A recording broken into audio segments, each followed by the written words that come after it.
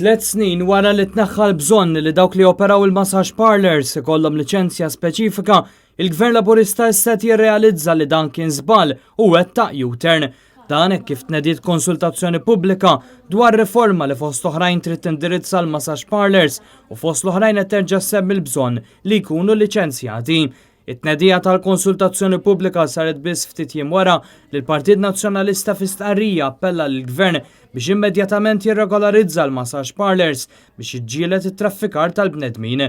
Dan wara li fost oħrajn sar magħruf li pajjiżna żieda għolja u inkwetanti ta' persuni li spiċċaw isofru minn mart relatat mas-sess wara li żaru massage parlors.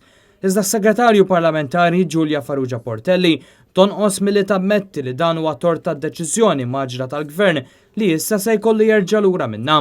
Tħoss li l-fatt li fl-aħħar snin nistgħu ngħidu ġew illaxkati ir-regoli b'rabta mal-massage parlors kien żball il wassal għal dan?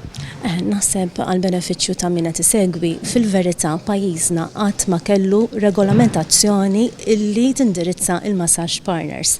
F'pajjiżna kellna dik li tissejjaħ trade license illi minn ħanut tal-ħaxix sa entità tal-gaming kellha tapplika għall-istess tip ta' liċenzja. Ir-riforma se tindirizza wkoll il-prostituzzjoni fost oħrajn billi tiddekriminalizza l-prostituzzjoni li fost oħrajn tfisser li prostituti mhux se jibqgħu jitresqu l-qorti. Fl-istess waqt madankollu b'din ir-riforma l-awtoritajiet mhux se jkunu qed jippermettu jew jagħmlu legali l-burdelli bis-sidien tagħhom li xorta waħda jridu jaffaċċjaw il-ġustizzja jekk jinqabdu.